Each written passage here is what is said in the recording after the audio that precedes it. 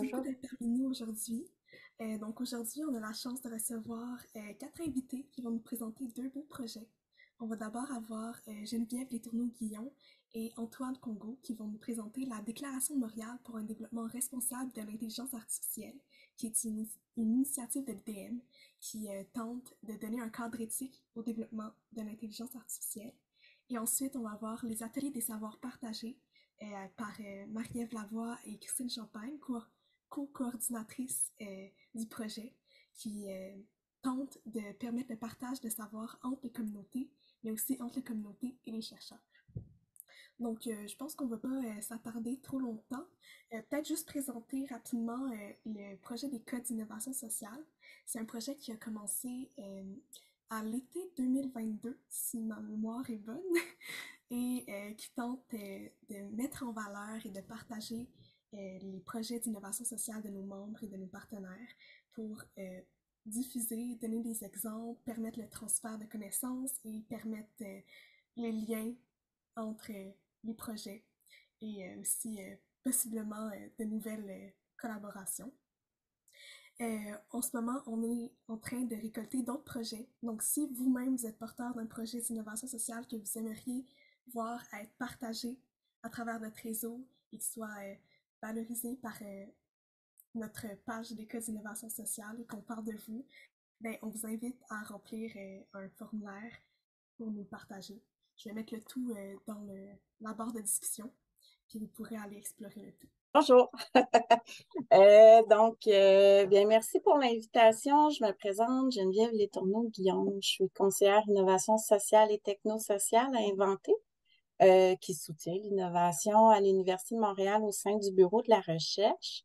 Pour faire cette présentation-là, je suis accompagnée de mon collègue Antoine. Je te laisse te présenter. Oui, bonjour tout le monde, merci Geneviève. Donc voilà, Antoine Congost, moi je travaille en tant que chargé de projet à l'Université de Montréal et je travaille sur différents projets pour mettre en œuvre et diffuser les principes d'IA responsable, surtout autour de la Déclaration de Montréal pour l'IA responsable. Voilà, bien, comme Amélie en a parlé, il y a eu cette récolte de cas-là. Donc, nous, à l'Université de Montréal, on a essayé de regarder qu'est-ce qu'il y avait comme projet phare. Puis, ben, un des constats aussi à l'Université de Montréal, c'est qu'il y a des beaux projets porteurs d'innovation sociale, mais ils ne se déclarent pas toujours comme tels. Donc, la Déclaration de Montréal nous paraissait un bel exemple à la fois par ben, l'origine, les questions, puis on va en parler, hein, les problématiques à l'origine de cette démarche-là, tout le processus de co-création et de mobilisation de connaissances, puis ensuite dans ses retombées et sa pérennité. Donc, c'est un dialogue qui s'est voulu ouvert et inclusif le plus possible. Peut-être même certains d'entre vous y avaient participé en 2017-2018 lors des travaux. Il y a eu des ateliers pour les citoyens, mais aussi pour différents groupes de professionnels, etc. Donc, partie prenante de notre belle société civile. Donc, peut-être certains d'entre vous y avaient participé. Pour ceux qui n'étaient pas, qui sont moins familiers, la déclaration, c'est quoi? C'est un document qui rassemble des principes, qui se veut comme une boussole pour le développement de l'IA vers des finalités pour qu'ils soient plus socialement ou moralement désirables. Donc, on recule un peu en arrière. En Montréal, on est en 2017. Montréal, le Québec est en pleine ébullition, puis on pourrait l'élargir aussi à l'échelle mondiale, là, autour de l'intelligence artificielle qui atteint une certaine maturité technologique, si on peut dire.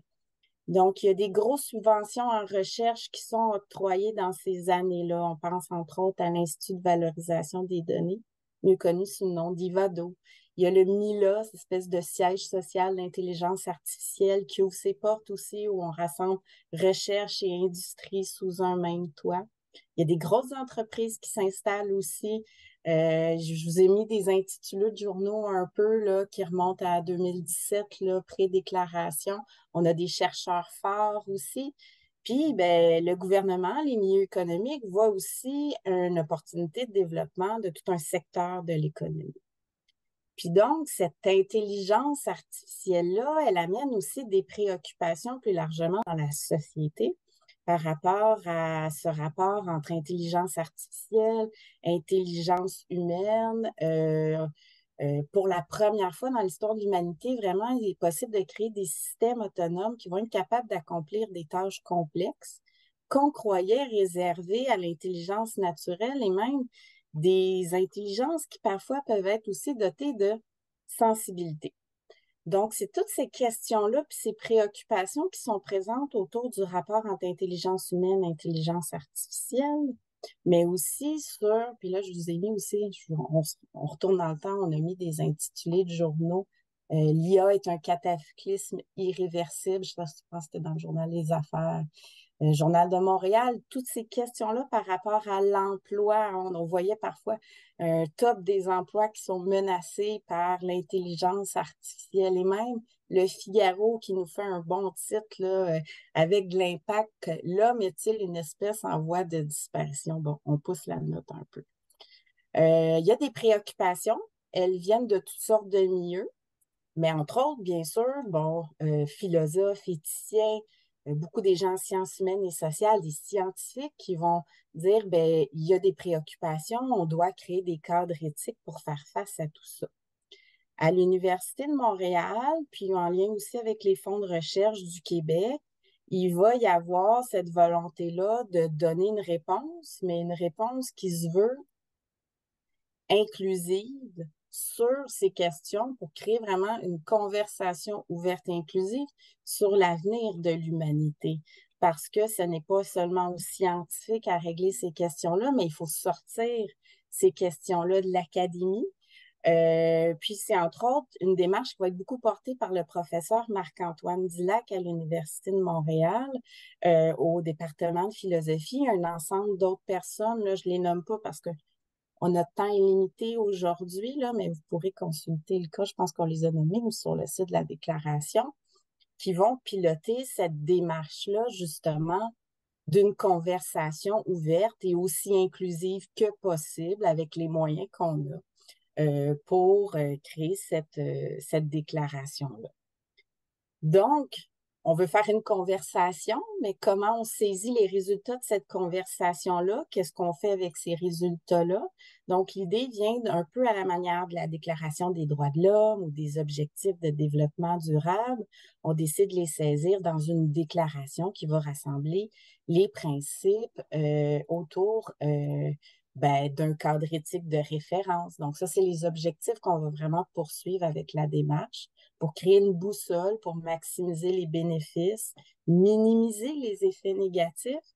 Puis ce qui nous intéresse aujourd'hui, ce dialogue-là, ce processus-là, national et international, là, on va se limiter à ce qui s'est fait au Québec, là, autour de la déclaration, ce processus de co-construction, où on va mobiliser un ensemble de parties prenantes. Donc, à la fois, il y a des spécialistes qui vont être là, des entreprises, petites, moyennes, des grandes entreprises aussi, des associations, des OBNL, des ordres professionnels vont aussi participer activement parce qu'un des défis qui est mentionné, c'est l'impact que ça peut avoir sur le monde du travail, mais aussi des citoyens, cette volonté-là d'être ouvert. Donc, première étape, on est en novembre 2017, il y a un forum qui est lancé. On plante déjà quand même quelques idées qui sont là pour se mettre dans un mode de travail où on va regarder quels sont les enjeux, quelles sont les recommandations prioritaires, quels sont les principes éthiques.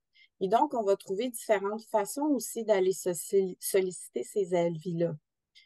Il va y avoir des mémoires qui vont être déposées, il va y avoir des sondages en ligne et toutes sortes d'ateliers de co-construction aussi avec différentes parties prenantes. Des cafés citoyens dans les bibliothèques qui vont aussi avoir lieu. Donc, puis on n'est pas juste à Montréal, ils vont se déplacer aussi au Québec.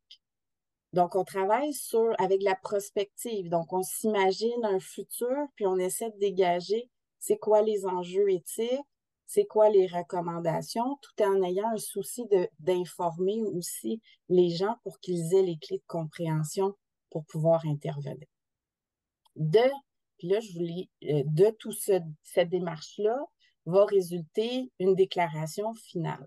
Donc, on va passer de 7 principes qui ont été identifiés au départ ici, à 10 principes qui vont, non seulement on ajoute des principes, mais on va en bonifier. Je vous donne l'exemple de la justice qui devient de la solidarité. De l'intimité et de la vie privée. Au départ, on parlait seulement de vie privée, puis c'est en ayant des discussions avec l'ensemble de ces 500 personnes qui ont participé au processus où on fait le constat, l'intelligence artificielle, elle rentre aussi dans cette intimité-là et la vie privée aussi. Il y a des principes qui vont apparaître comme celui de prudence, d'équité et de soutenabilité écologique. D'ailleurs, il y a d'autres cadres éthiques qui existent, mais vraiment, la soutenabilité écologique est aussi une particularité, puis Antoine pourra peut-être l'évoquer aussi tout à l'heure. Donc, on fait cette démarche de co-construction-là, puis ça nous donne un résultat. Donc, ça se passe durant à peu près 13 mois. Puis à terme, en 2018, la Déclaration de Montréal est lancée. Et puis maintenant, on est 5 ans plus tard. Elle, elle est disponible en 10 langues. Puis il y a vraiment cette volonté-là que la déclaration, elle s'adresse à toute personne, toute organisation qui veut participer au développement de l'intelligence artificielle, que ça soit scientifiquement, technologiquement, qui ont des projets sociaux avec l'intelligence artificielle. On le voit de plus en plus, c'est transversal dans nos vies. Des gens qui veulent élaborer des règles pourraient s'inspirer de ce cadre-là, mais on ne veut pas en faire une norme, on ne veut pas en faire une loi, c'est vraiment des principes qui peuvent être aussi appropriés par tous. Puis donc aussi, c'est sûr, influencer des politiques à terme. On a justement, dans cette volonté d'engagement-là, on a invité les gens à signer la déclaration. Ils pouvaient le faire à leur nom personnel ou comme entreprise. Donc, puis c'est fascinant parce que ça fait à peu près 1 an qu'on avait soumis le code d'innovation. On avait 2200 signatures de citoyens, citoyennes il y a 1 an, puis on en a 500 de plus, 500 de plus, mon calcul est grosso modo, là. C'est un témoignage aussi que cette déclaration-là, 5 ans plus tard, elle est toujours aussi vivante et elle suscite toujours aussi l'intérêt. Donc, on invite les gens à vraiment, puis les organisations à se saisir de ces principes-là. Je céderai la parole à mon collègue Antoine pour la suite de la présentation qui va nous présenter un peu l'après-lancement de la déclaration. Antoine. Tout à fait. Merci Geneviève. Donc oui, moi je vais revenir un petit peu sur les 4-5 dernières années qui sont écoulées depuis la publication de la déclaration donc en 2018 pour voir un peu les projets, les initiatives qui ont été inspirées par la déclaration de Montréal. Donc je me base surtout sur le rapport d'activité qu'on a fait, qu'on a publié l'année passée, qui revient donc sur les dernières années. Je vais essayer de résumer un peu tout ça. Donc déjà en termes de rayonnement, je pense qu'on peut passer à la diapo. Merci beaucoup. En termes de rayonnement, déjà dans les médias, donc la déclaration de Montréal, elle a été beaucoup mise en avant, elle a suscité un très fort intérêt. Et en fait, on s'est rendu compte qu'elle était beaucoup utilisée comme une sorte de porte d'entrée, comme un outil de vulgarisation pour les médias qui s'en servaient beaucoup pour parler de l'IA, de l'éthique de l'IA, qui sont des sujets assez pointus, pour parler de ça au grand public. Et d'ailleurs, je vous conseille le documentaire que j'ai mis ici qui s'appelle IA, être ou ne pas être, qui a été fait par Mathieu Dugal de Radio-Canada, qui revient sur la déclaration de Montréal, sur comment est-ce qu'elle a été mise en œuvre, etc. Il y a eu une reconnaissance aussi de la déclaration dans les milieux scientifiques. C'est un des cadres éthiques qui a été le plus cité dans les études sur l'IA responsable, sur l'éthique de l'IA. C'est pas la seule charte qui existe, mais c'est une de celles qui a été le plus discutée. Elle a été, par exemple, mentionnée dans la revue Nature, qui en a parlé comment dire, comme une initiative innovante parce qu'elle faisait appel au public, parce qu'elle faisait de la co-construction. Et aussi parmi toutes les autres chartes qui existent. Alors j'ai mis, on voit pas forcément très bien là sur le schéma, mais c'est un centre de recherche à Harvard qui a comparé un peu toutes les chartes qui existaient selon certains critères, et ils se sont rendus compte qu'en fait la Déclaration de Montréal c'était la plus complète c'était celle qui reprenait le plus des critères comme les droits humains, par exemple. Voilà, on a un document qui a été salué aussi parce qu'il est très complet. En termes de rayonnement international aussi, rapidement, le document, il a servi comment dire, dans des instances de coopération internationale, comme l'OCDE, par exemple, comme l'UNESCO, l'Union européenne aussi. Et puis, il a servi, la déclaration, elle a beaucoup servi dans la diplomatie québécoise, la diplomatie scientifique du Québec, en fait, où Geneviève mentionnait tantôt qu'il y avait eu 9 traductions de la déclaration. Ça a été fait à la demande des interlocuteurs dans les pays dans lesquels la déclaration elle a été présentée. Euh, Ensuite, si on peut passer à la slide d'après, merci. Pour les inspirations, en fait, la déclaration, elle a été pensée, comme tu disais, Geneviève, elle a été pensée comme une source d'inspiration pour qu'elle puisse être réappropriée par d'autres acteurs. Et c'est ce qui a été fait. En fait, il y a eu plusieurs, d'abord des outils pratiques qui ont été faits autour de la déclaration, adressés d'abord aux praticiens, donc c'est-à-dire les développeurs de l'IA, les entrepreneurs qui utilisent l'IA, les formateurs qui parlent d'IA aussi. Bon, voilà, j'ai mis quelques exemples, mais il y a l'Obvia qui a fait une grille de réflexivité pour les entrepreneurs où ça reprend en fait les 10 principes éthiques de la déclaration. Et puis, en fait, les entrepreneurs peuvent évaluer leur projet par rapport à ces principes-là, voir si ça respecte les principes éthiques de bien-être, de confidentialité, etc. C'est ce qu'a fait le CHUM aussi, mais dans le secteur de la santé précisément, où ils ont fait leur guide de principes d'innovation et d'IA responsable en santé, où ils sont allés parler aussi aux parties prenantes, donc disons aux médecins, aux entrepreneurs du secteur de la santé, pour faire une trousse à outils qui ressemble un peu à la grille de l'OBIA. Il y a aussi quelque chose qui a été fait en enseignement supérieur, où c'est un centre de recherche de l'UDM qui s'appelle Algora Lab, qui est allé faire des ateliers dans à peu près 200 établissements québécois et qui a formé une trentaine d'enseignants pour délibérer sur l'éthique de l'IA avec les étudiants. Donc ça a donné lieu à une trousse à outils qu'on peut utiliser dans le secteur de l'éducation. Ensuite, toujours dans les inspirations, il y a la déclaration, elle a servi à faire des documents de recommandations sur l'intelligence artificielle responsable. Par exemple, l'autorité des marchés financiers, ils ont repris la déclaration de Montréal, ils ont fait un rapport où ils expliquent en fait quelles sont les bonnes pratiques en finance quand on utilise de l'IA, quand on utilise des données. Voilà, ça c'est un exemple. Il y a la Commission européenne aussi qui a préparé son projet de loi en discutant, entre autres, évidemment, mais entre autres avec des experts qui ont fait la déclaration de Montréal. Ils se sont inspirés de plusieurs points, par exemple le principe de développement soutenable ou le principe de respect de l'intimité et des originalités de la déclaration. Et puis rapidement aussi, l'UNESCO s'en est servi. En fait, en 2020, l'UNESCO, ils ont mandaté donc Algora Lab, ce centre de recherche qui est dirigé par Marc-Antoine Dillac, dont on parlait tout à l'heure, et Mila, qui est l'Institut québécois d'intelligence artificielle. Ils ont été mandatés pour faire des consultations tout autour du monde. C'était dans plus de 50 pays avec plus de 600 participants où ils ont réutilisé la méthode qui avait été utilisée pour faire la déclaration, où ils sont allés faire des activités de délibération publique, etc. Ce qui a donné lieu aux recommandations de l'UNESCO sur l'éthique de l'IA. Donc, un document cadre de référence aujourd'hui sur ces sujets-là.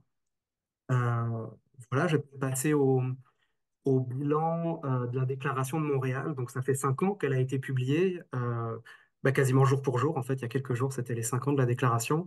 Euh, Simplement, ce dont on s'est aperçu en revenant un peu en arrière, c'est que les forces de la déclaration, c'est qu'elle a été reconnue, très largement reconnue. Elle a vraiment ouvert un espace de dialogue sur l'éthique de l'intelligence artificielle, sur l'intelligence artificielle responsable. En pratique, ça a donné lieu, par exemple, à la création de l'OBVIA. L'OBVIA, c'est l'Observatoire international sur les impacts sociétaux de l'IA, qui est un regroupement de chercheurs qui développe des projets comment dire, des événements à l'attention du grand public, mais aussi des projets de recherche autour de l'IA responsable et autour beaucoup de la Déclaration de Montréal. La déclaration, ça a été aussi un outil de sensibilisation. Ça a servi comme un point de départ théorique pour, ça a été utilisé par exemple dans des formations, dans des cours, je parlais des médias tantôt, dans des activités de sensibilisation du public. La méthode de co-construction, elle a été reconnue, c'était une originalité de la déclaration. Elle a été reconnue, elle a été répliquée dans d'autres projets, dans d'autres initiatives. Et puis aussi, c'est un document, la déclaration, qui reste encore pertinent aujourd'hui, même à l'heure comment dire, des nouvelles technologies d'IA générative, comme ChatGPT par exemple, comme Bard, comme Bing, ce genre de choses-là, en fait, quand on regarde les principes, ça couvre quand même la plupart des nouveaux enjeux qui arrivent euh, avec ce genre d'outils-là qui arrivent. On peut passer peut-être à la diapo suivante, parce que je parle des défis ici, mais en fait, je voulais parler des priorités qu'on a identifiées pour la suite de la déclaration, pour qu'elle puisse continuer à vivre, qu'on puisse la mettre en œuvre puis la faire rayonner. Parce que quand on parle de faire rayonner la déclaration, c'est mettre en œuvre des principes d'IA responsables. Donc le but, c'est de faire de l'IA de la bonne façon, puis en impliquant aussi les parties prenantes, le grand public, etc. C'est d'abord renforcer le volet équité, diversité, inclusion. Donc ça veut dire comment en fait engager, rejoindre plus des groupes qui sont pas forcément inclus normalement aux discussions autour de l'IA. Je pense par exemple aux personnes en situation de handicap, aux personnes qui sont moins familières avec les technologies numériques aussi, ce genre de population qui n'avait pas forcément été voilà, mise autour de la table au départ. Et puis en termes de développement soutenable aussi, ça c'est quelque chose, c'est un enjeu majeur qui n'est pas beaucoup discuté pourtant quand on parle d'IA aujourd'hui. Donc c'est quelque chose qu'il va falloir peut-être approfondir, qui serait intéressant d'approfondir. C'est développer aussi des outils pratiques pour aider à la mise en œuvre Alors, parce que la Déclaration de Montréal, c'est des grands principes théoriques, mais comment est-ce qu'on les met en pratique? Les entrepreneurs, les organisations, elles ont besoin d'outils, d'accompagnement pour faire ça. C'est renforcer la littératie aussi, donc des décideurs, mais aussi du grand public, pour que le public comprenne un peu ce que ça recouvre l'IA, ce que ça recouvre en termes d'impact sur leur vie, sur la société. Et puis enfin, c'est transformer, alors pas transformer la déclaration en loi, mais faire en sorte que la déclaration, elle puisse servir d'inspiration quand on fait des lois pour encadrer les pratiques en intelligence artificielle. Donc se rapprocher voilà, des législateurs ici, au Québec, au Canada aussi, puis à l'international. Et puis je voulais simplement finir en présentant un petit peu qu'on fait, en tout cas à l'UDM, parce qu'il y a d'autres acteurs qui font des choses autour de la déclaration, mais à l'UDM, ce qu'on fait en ce moment, par exemple, pour sensibiliser le grand public, on développe un projet de pièce de théâtre sur l'intelligence artificielle responsable. On fait ça avec le théâtre du CEP et puis avec l'autrice de théâtre Dominique Leclerc, où le but, c'est de faire une pièce de théâtre avec comme toile de fond les principes de la Déclaration de Montréal, pour sensibiliser le grand public, puis l'inclure plus au débat sur l'IA. En termes de mise en œuvre aussi, on a un projet qui s'appelle IA urbaine, où on essaye de voir comment est-ce que l'IA, elle peut ou pas être pertinente pour répondre aux besoins de populations qui sont moins favorisées dans certains quartiers à Montréal. Et donc à la fin, on aimerait peut-être développer un outil d'IA qui puisse répondre à ces problèmes-là, puis qui soit vraiment aligné avec les besoins, qui ne soit pas développé, comment dire, hors sol, mais qui puisse être vraiment cohérente avec ce dont les gens ont besoin. Et puis en termes de littératie aussi, on a une école d'été qu'on fait avec Mila, qui en fait c'est une école d'été sur l'IA responsable et les droits humains. Et le but de cette école, c'est de mélanger les disciplines. Donc c'est vraiment très interdisciplinaire, où en fait on s'adresse autant aux gens qui ont un bagage technique de l'IA, mais aussi aux gens qui ont un bagage plus en sciences comment dire, social et en droit. Voilà. Et puis, dernier exemple, parce que je vois que le temps file, mais dernier exemple, c'est en termes d'EDI, en fait, on finance comment dire, on fait des appels à projets pour financer des projets de recherche innovants qui vont s'intéresser un peu aux angles morts un peu de l'IA, c'est-à-dire comment est-ce que l'IA peut être plus inclusive. Par exemple, là, on a financé un projet enfin, des projets qui veulent faire des protocoles pour pouvoir collecter des données en tenant compte des personnes qui ont des déficiences visuelles, par exemple, qui sont en situation de handicap ou qui ont de la difficulté à utiliser des interfaces numériques. Donc voilà, c'était quelques exemples pour montrer un petit peu ce qui peut être fait autour de la déclaration. Et j'ai terminé et je vais te recéder la parole, Geneviève, si tu veux conclure. Merci beaucoup.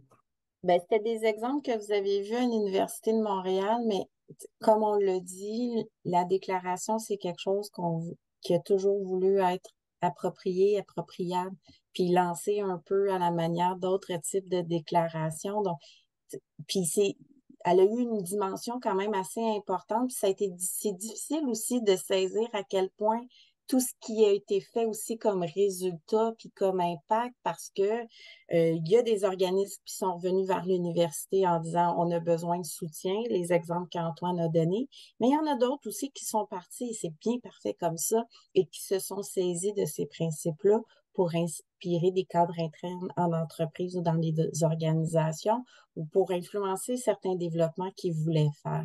Donc, c'est aussi un souhait de cette déclaration, puis je pense que c'est un aspect qui est aussi important. On a lancé la déclaration, on ne retient pas trop le bébé, si on veut, avec nous. On est prêt pour conseiller, appuyer, mais c'est aussi offert à la population plus largement. Donc, je trouve que c'est une force aussi de ce document-là et de ce processus-là. On vous a parlé beaucoup de processus, de la démarche des retombées.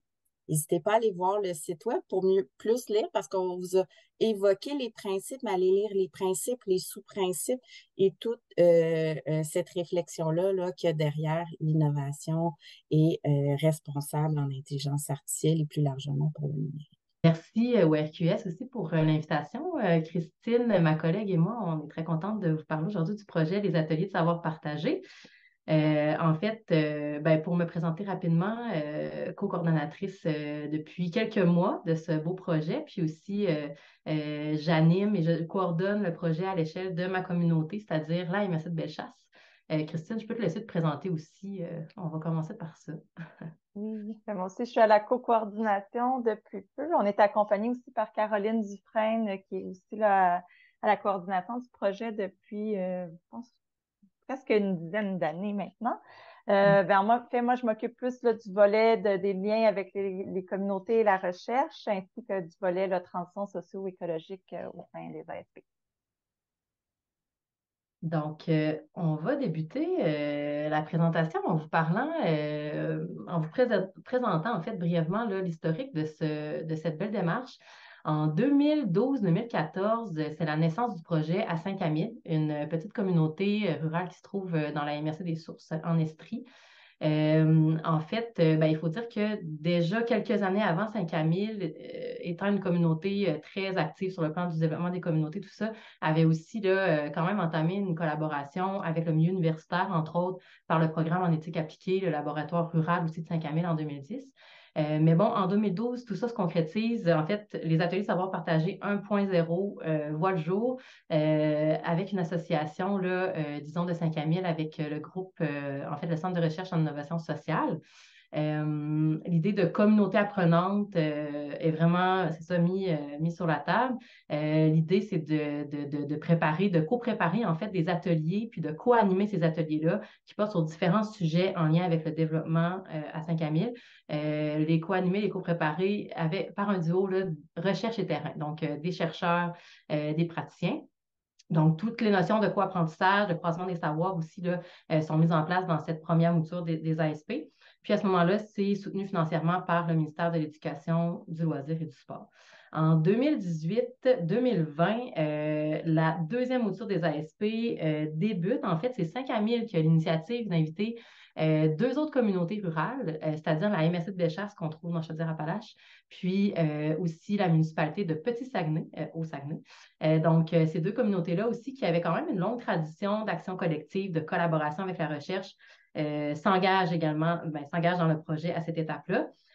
Puis, on ajoute aux échanges entre la recherche et le terrain des échanges entre communautés. Donc, entre, c'est ça, les différents agents de développement, praticiens, citoyens, etc., de ces communautés-là. Puis, en 2021, Saint-Camille, Bellechasse, Petit-Saguenay décident de poursuivre, font appel à la Fondation Lucien-André Chagnon qui, en fait, permet de se lancer dans une année de dialogue, c'est-à-dire la préparation de la troisième mouture des ateliers de savoir partagé. Puis, ça fait en sorte que depuis janvier 2022, on retrouve 15 communautés rurales participantes au projet, aussi 15 chercheurs de 8 universités différentes. Puis, le co-apprentissage là, se réalise en sous-groupe, c'est-à-dire que la municipalité de Petit-Saguenay s'est adjointe de 2 autres municipalités pour travailler en triade. MRC de Bellechasse a fait le même exercice avec 2 MRC.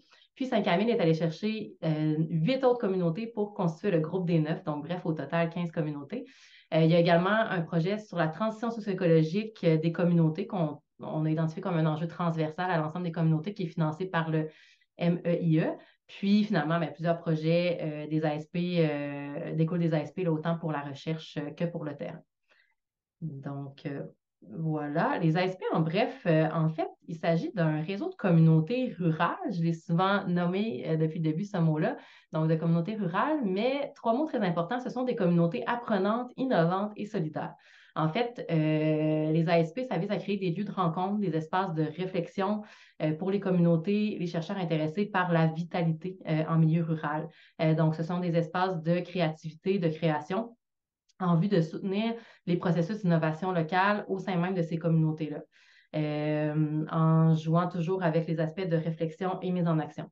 Donc, il y a des activités qui sont organisées, puis ça vise dans les communautés, là, puis ça vise la mobilisation citoyenne inclusive. On parle beaucoup d'apprentissage en continu aussi, de formation continue, développement de la relève, puis de coopération, bien sûr, de solidarité là, entre les diverses communautés. Les valeurs qui nous guident dans ce qu'on fait sont le partage de connaissances, la confiance, le droit à l'erreur, la bienveillance. Puis les actions visent à renforcer les capacités d'agir des leaders locaux. Par leaders locaux, j'entends là, bon, à la fois les citoyens, les professionnels en développement des communautés, agents de développement, peu importe, aussi les élus, donc c'est ça, tous ces acteurs-là. Donc on vient, c'est ça, on tente de renforcer cette capacité-là de se mettre en action collectivement.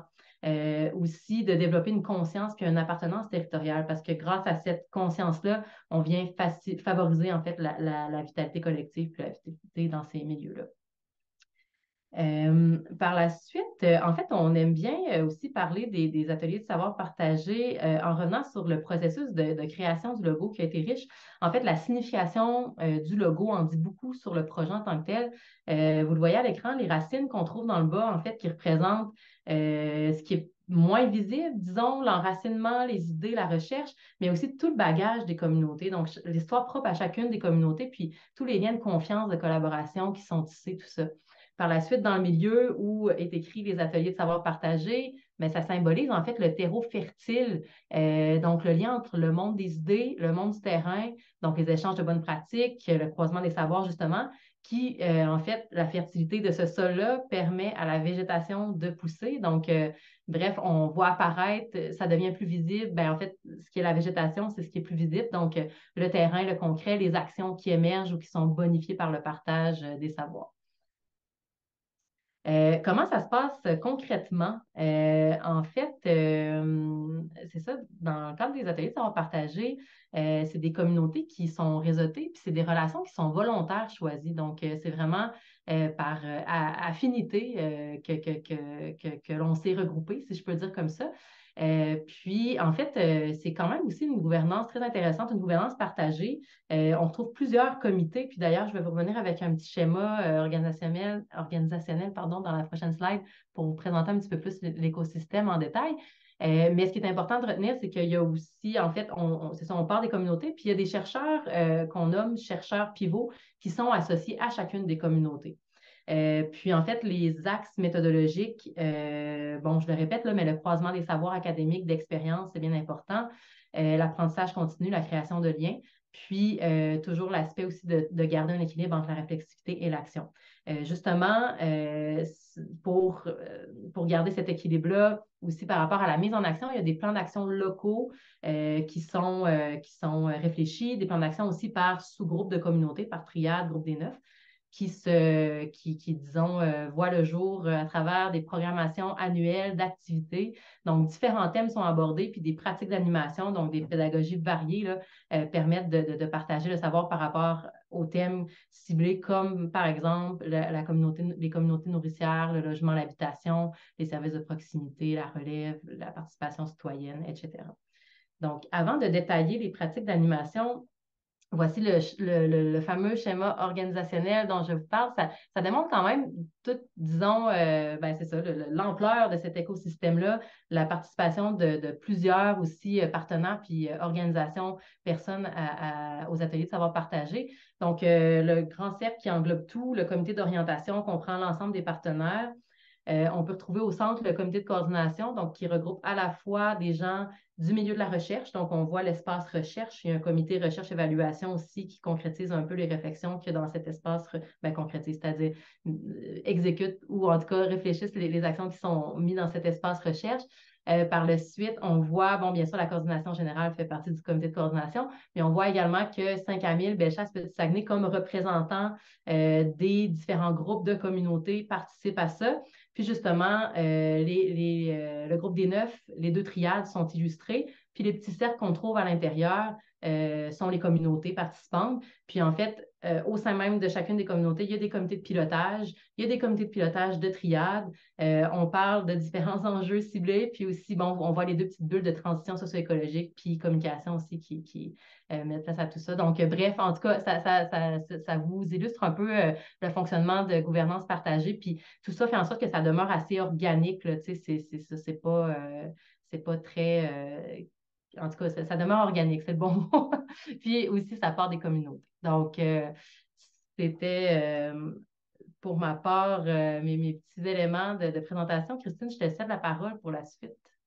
Oui, maintenant qu'on a vu un peu notre schéma d'organisation, notre écosystème, en fait, si on parle de 15 communautés rurales, dont certaines MRC, d'autres que c'est à petite échelle aussi, plus au niveau d'OBNL. Donc, toutes les pratiques d'animation qui sont mises au cours des aspects pour vous illustrer un peu comment ça se déroule comme tel sur le terrain. Les voici, mais ça repose tout d'abord sur une pédagogie de la rencontre et sur les approches narratives relationnelles. Dans les aspects, on a bien présenté l'approche narrative simplement par se rencontrer, se raconter et se reconnaître. Donc, c'est vraiment sur la mise en lien là, entre les gens. Puis on s'inscrit dans une pédagogie de la visite et de la rencontre où se rencontrer, c'est pas simplement se croiser ou échanger des savoirs. On est plus au niveau du partage, d'une aventure dont le résultat est imprévisible et créateur de solidarité. Ce sont des rencontres qui sont génératrices d'un penser ensemble. Donc, c'est comme de créer aussi un nous collectif à travers toutes les communautés.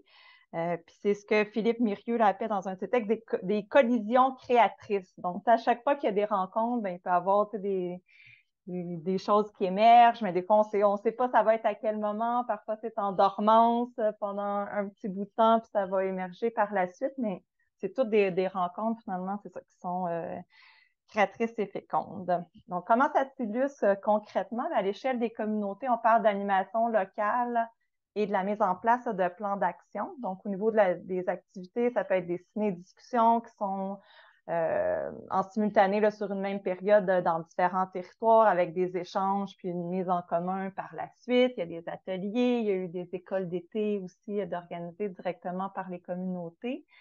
Puis dans les plans d'action, là, on parle plus de la communauté qui se mobilise en fait pour monter un projet qui va faire du lien et de la cohésion sociale là, dans son milieu. On peut penser au projet là, École-Communauté, par exemple, qu'il y a à Saint-Camille, où les citoyens sont vraiment là, engagés dans la création d'activités pédagogiques pour les jeunes.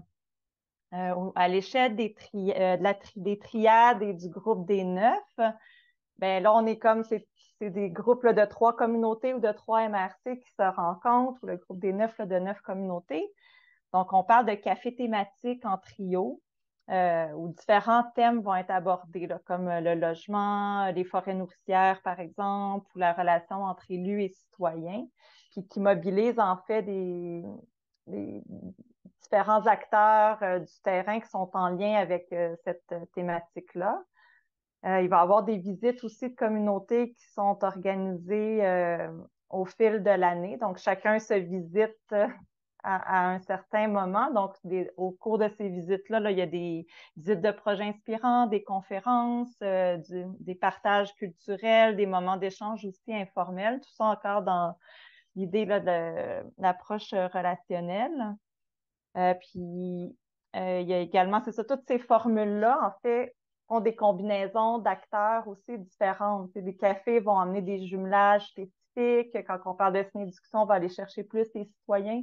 Donc, ça suscite vraiment la mise en contact d'une diversité d'acteurs dans les milieux et entre les milieux également. À l'échelle globale de la démarche des ASP, on a les ateliers là, sur la transition socio-écologique, qui est justement là, notre thème transversal, puis qui nous amène à cheminer là, collectivement vers une compréhension commune de la transition. On va tenir aussi un forum, par exemple, sur les nouvelles ruralités en mai, qui est une autre occasion là, de mise en commun et de réflexion collective.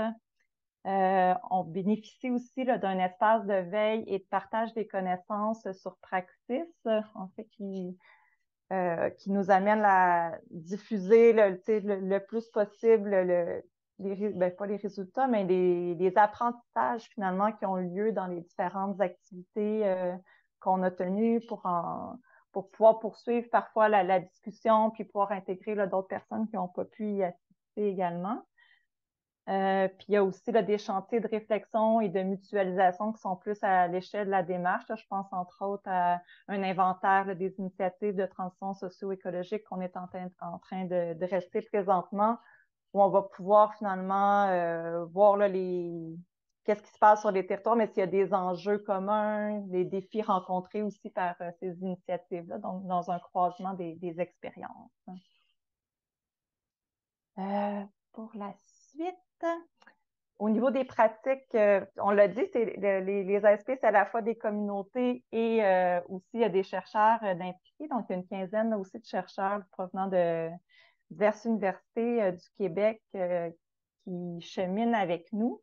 Donc, au niveau des pratiques de recherche et d'évaluation, on peut souligner là, la participation des chercheurs et des étudiants à la gouvernance et aux travaux reliés aux ASP. On peut penser à la contribution de chercheurs dans les activités, les visites et les différentes instances de gouvernance, mais aussi une réflexion continue sur les modalités d'engagement de la recherche à travers le comité recherche. Il y a aussi des pratiques de recherche, transfert et croisement des savoirs, où on parle de diffusion et transfert des apprentissages dans le secteur académique et dans les communautés par des communications scientifiques. Il y a un livre sur les apprentissages des ASP qui est en cours, des forums, etc. Il y a des recherches aussi sur des enjeux clés pour les communautés. On peut penser là, à des fiches qui ont été produites là, sur différentes initiatives nourricières en milieu rural, une recherche sur les avenues philanthropiques pour la ruralité. Ou encore là, sur le rôle de l'animation dans les milieux. Puis toutes ces recherches-là sont en fait pour nourrir l'action dans chacun des territoires. Il y a aussi la formation de nouveaux chercheurs qui sont interpellés par la vitalité des milieux ruraux. Donc, les chercheurs sont amenés à accompagner des étudiants à travers des bourses, des stages, des mémoires, comme en lien avec les communautés des ASP, mais aussi à intégrer du contenu dans leurs cours en lien avec la démarche.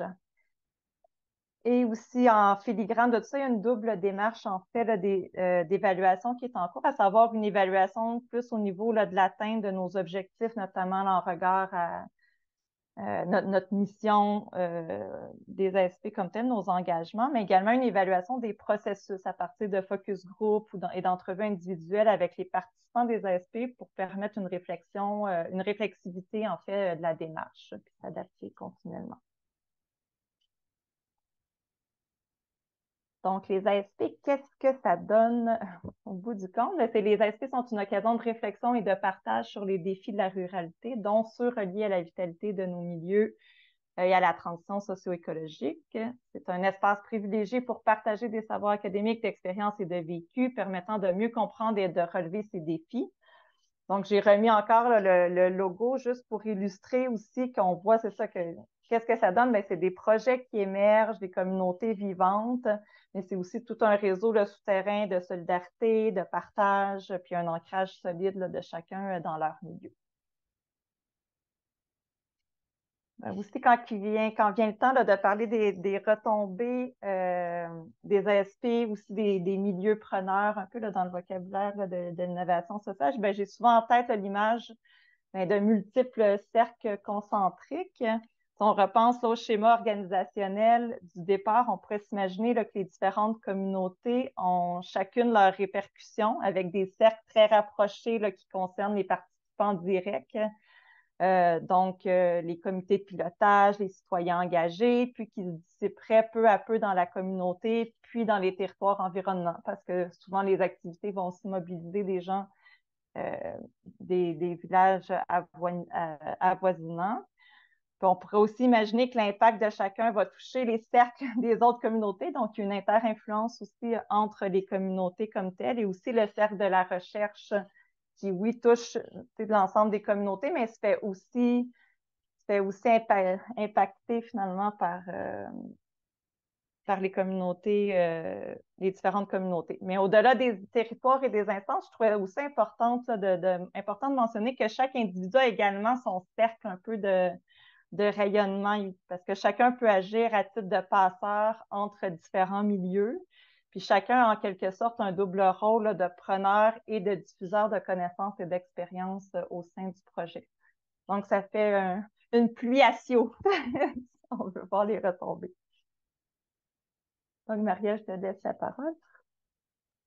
Oui, donc pour vous parler un petit peu des perspectives par rapport aux ASP, donc on débute ce mois-ci, en décembre, le lancement d'une cohorte en édition des savoirs ouverts, c'est-à-dire qu'on collabore avec Projet Collectif, qui en fait qui est l'organisme, l'OBNL qui a mis en place là, la plateforme En commun, dont fait partie Praxis, pour nommer l'outil que Christine a nommé tout à l'heure. Donc bref, on va travailler ensemble là, pour définir davantage de comment on veut capter les savoirs dans le cadre des ASP, comment on veut documenter les différentes activités qu'on met en place, les apprentissages qui en découlent et tout ça pour favoriser puis optimiser là, le partage des savoirs au sein de l'ensemble des communautés avec les chercheurs et tout ça.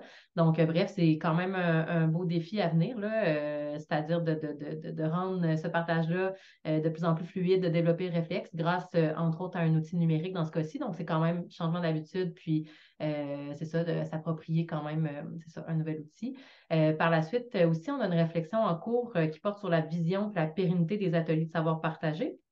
Donc, en fait, l'entente qu'on a actuellement avec la Fondation Lucien-André Chagnon se termine en 2024, en décembre 2024.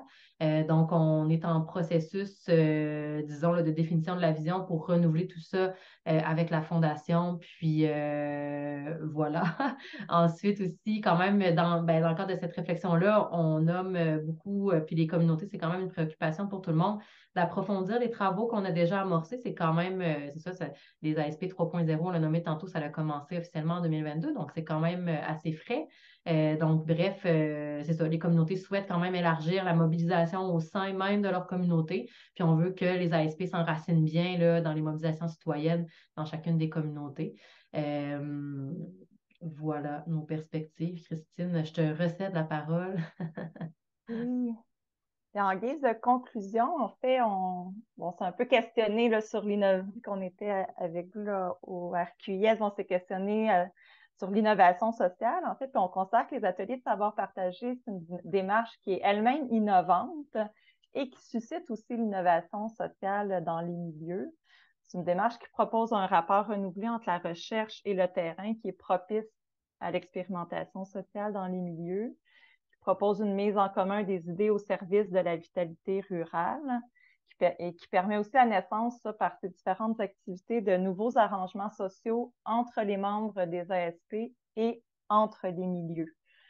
Donc, j'ai repris un peu une définition que j'avais de l'innovation sociale. Donc, je dirais qu'elle est innovante là, par les nouveaux arrangements sociaux qu'elle encourage, puis par ses réponses là, diverses aux besoins d'apprentissage collectif et de collaboration qui permettent là, de bonifier le cadre d'action des collectivités, puis de fluidifier aussi les processus d'innovation sociale.